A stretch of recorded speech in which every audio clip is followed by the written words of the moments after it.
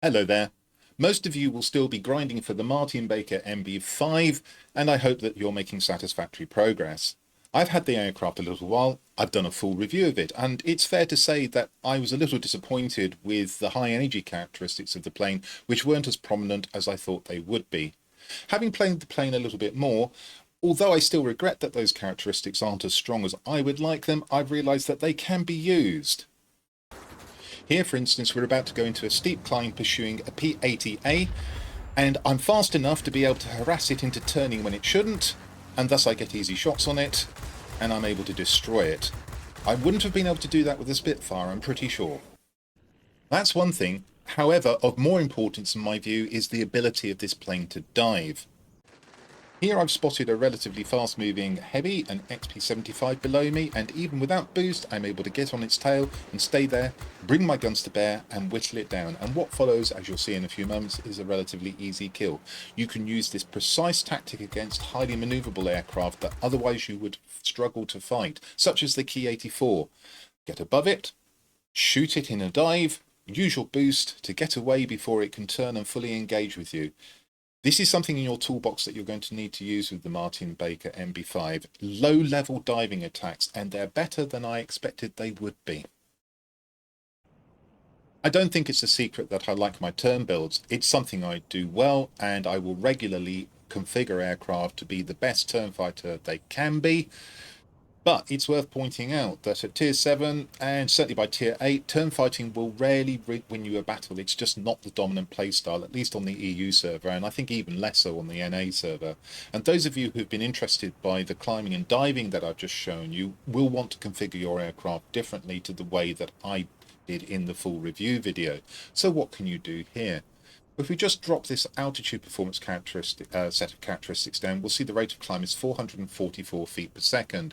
Let's put on a combined injection boost system, and of course I have a fully calibrated one just hanging around in the depot, as you do. And you can see that rate of climb goes up to 484. That's a big improvement, and it would allow you to chase down that P-80A that I showed you earlier even more swiftly. We look at bonus characteristics.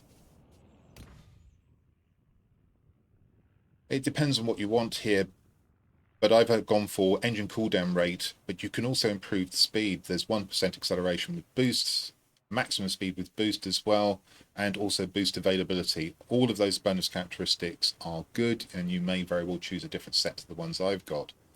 Now, you can't improve the dive speed, but what you can improve is the acceleration in diving. So if we now close up the altitude performance, we look at airspeed, we can see that currently we've got an improvement of 12% acceleration, and that's going from the polished skin. Could we do more? Well, the answer is yes, because you have bonus characteristics that I haven't utilized here. I've gone more for maneuverability here. I've got 2% acceleration while diving, but if we look at the full list, you can see there's in fact a 3% acceleration while diving, and if you're going to prioritize that, you'll have both of those characteristics, and you'll drop one of the maneuverability ones. As far as pilot skills are concerned,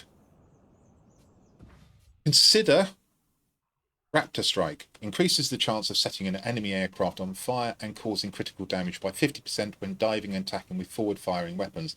Only takes effect when aircraft speed approaches maximum dive speed and pitch angle exceeds 45 degrees. Now, this is an expensive skill. It's 3 skill points, so you are going to have to drop something important in order to get this. But if you want to prioritize diving and the damage you do when you're diving, consider this skill. Now, these changes come at a cost, and the cost is manoeuvrability. I'm back with the full turn build and Millie Elliott in the aircraft, and my manoeuvrability is 100. If you make the kinds of changes I've just demonstrated, that manoeuvrability is going to drop down to something around 90, and if you take Millie Elliott out and put in a standard pilot instead, it's going to be below 90. If you don't like turn fighting, you may be thinking, so what? But be aware of that. The price is a much stiffer aircraft, but one that will be effective in diving and climbing attacks. Well, I'm probably too stuck in the mud to change away from a maneuverability build, but what I hope I've shown you is that you don't necessarily need to treat this plane as just a Spitfire clone. It has got characteristics that you can use to fly it differently, and I hope you'll find that to be of interest. What we'll do now is watch a Tier 7 battle I showed you a tier 8 battle in the full review. And this is what you can do with the plane when you have an enemy that's kind to you. I'm not going to do a strategic and tactical analysis, but the map that we're on is the Gordian knot variant of the Albion map. Unusual insofar as the 5 sectors are not laid out in the 5 spots of a die configuration. You can see here that there's 3 down the left side and only 1 on the right hand side. If you look at the order of battle, you can see that we have got an advantage insofar as we have 1 extra tier 7 plane. We're all specialised at tier 7. The enemy only have 2, and only 1 of those is specialised. Having said that, they do have the kind of aircraft that could potentially dominate the forward airstrip in the centre, and also the command centre, that nasty K6, which can hit very hard, the highly manoeuvrable XP-55, and also specialised LA-5, which is not a slouch either. Let's see how the battle progressed.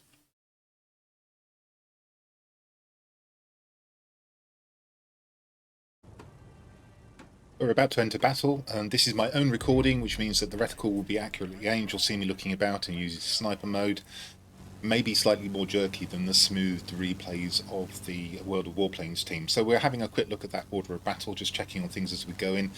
For me, as a fighter, the most important sector initially is the command centre, so I'm off there to see if I can help acquire it for my team.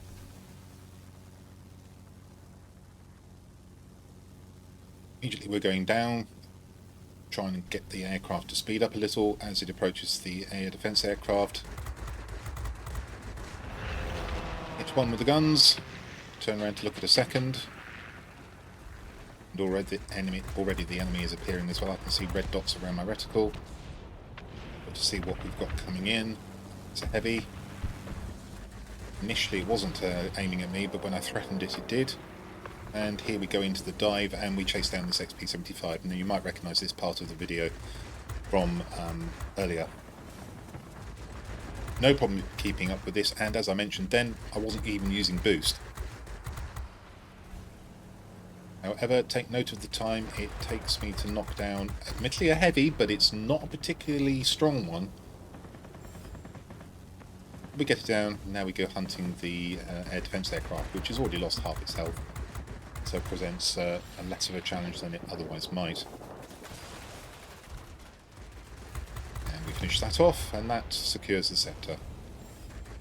Threatened by the other ground attacker, I take evasive action, swing around behind it, and assist in killing that as well. And in comes a yak. Now we don't want to get sniped by it, so we need to keep a careful eye and see what it's aiming at. It's not me, so I can approach it with impunity. It gets set on fire. That's not by me, but I do get to finish it off. And at the moment the enemy have secured the central forward airstrip and also a local garrison. The mining plant has not fallen to either side and isn't beginning to fall. Well, in fact, actually, you just saw we had 40 points, I think, there. Clearly a target, or 30 points. Clearly a target got bombed or destroyed by the enemy, and they've reversed our progress. So for the moment, I'm content to defend the command centre from the incoming ground attackers.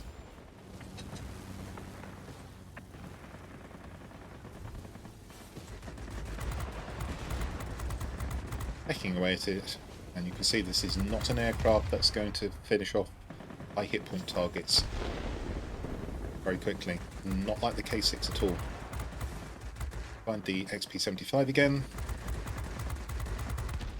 Down that goes. And in fact we have lost the mining plant. Having looked like we were in prime position to do it, we can see that the enemy actually flooded the mining plant. Intelligent tactic, and now they've got a serious advantage. We need to try and get this airfield off them.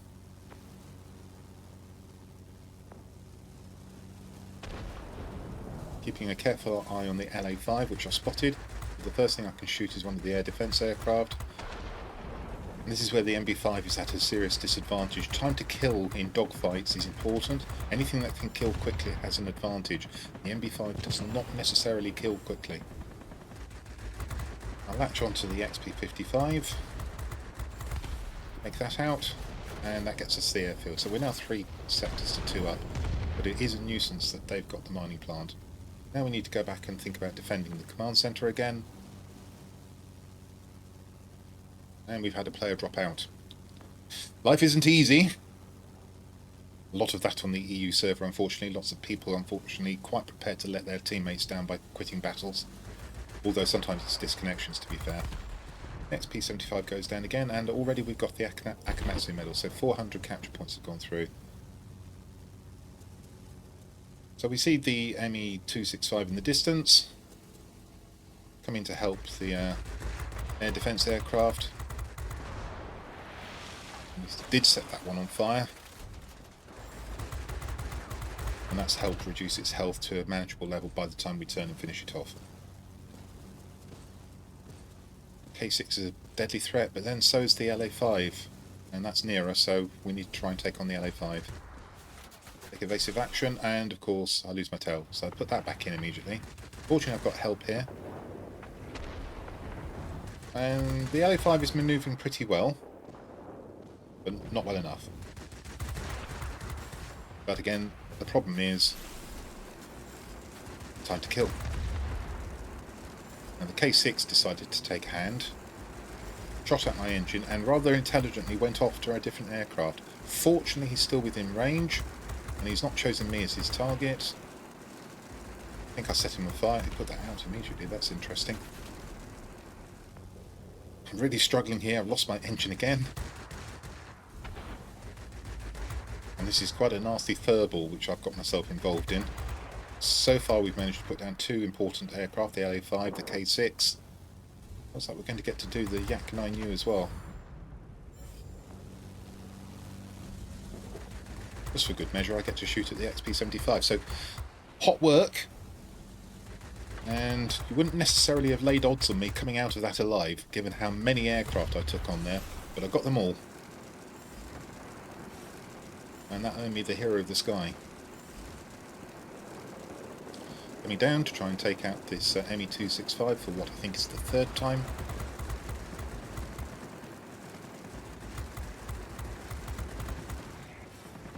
This time to kill tries my patience, to be truthful. I've got to the stage of playing this game where I basically want to be able to shoot things and see them evaporate. So guns that don't do that tend to frustrate me. In the meantime, the rest of my team has been doing good work. We've secured the plant. We are behind, but we've now got 4 sectors to 1. We are getting on top. The enemy is dispersed. I was going to go for the multi-role, but then I spot that the XP-55 is in here. And suddenly it hots up. We've got another 4 aircraft to go after it. And after the previous experience, they're going to focus me, since I knocked down 4 aircraft. Got rid of the XP-55, that's good. Taking big chunks, well I say big chunks, taking small chunks out of the 9U, and unfortunately the K6 manages to get my engine.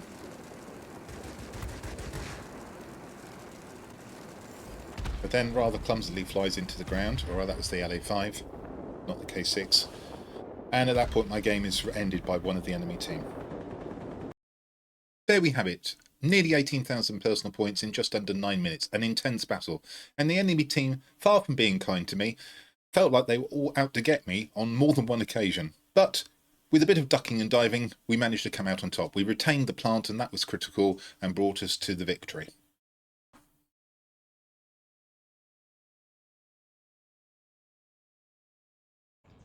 Let's review the outcome of this battle, and we can see from the centre that it's a 5 chevron battle or a grade 1 fighter. And that grows 210,610 credits, silver if you prefer, of which just over 70,000 came from a premium account bonus. If we look in the message box, we can see there are expenses of 3,250 credits. That was for losing the aircraft once. It's using prepaid consumables, that is, consumables I bought in advance in a sale at half price. Aircraft experience 3,222, the base there is 2,148, premium account bonus 1,074. On the free experience we have 107 base, 53 premium account bonus, and that gives us a total of 161. 2 tokens, both for first medals of the day, the Marseille and the Hero of the Sky badge. There's also an Akamatsu and a Winged Legend there. On the personal score tab, we can see that 2 of the class-specific missions were completed. That for destroying aircraft when defending was 4/5 complete. That gives you 14 points, which is more than enough for the 5 chevrons. Personal points of 17,845, 2 sectors captured, 17 aerial targets destroyed, 5,798 damage to aerial targets with 30 critical hits, lost the aircraft once right at the end, capture points 560, and that was divided equally, 280 for defending, 280 for attacking. And if we look at the team score tab, we can see that that was enough for first place, both by personal points and chevrons of my team. Nice contribution from the Hornet here to over 10,000. I think it's fair to say that the enemy team could have been stronger, but the moral of this story is you make hay whilst the sun shines.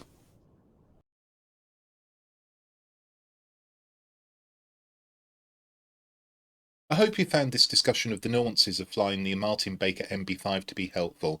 It's not just a Spitfire clone. The low-level diving capability of the plane does set it apart a little bit. Well, I hope you found that helpful, and that if you did, you'll come and see my future content. But until then, this is the Noble Q, signing out.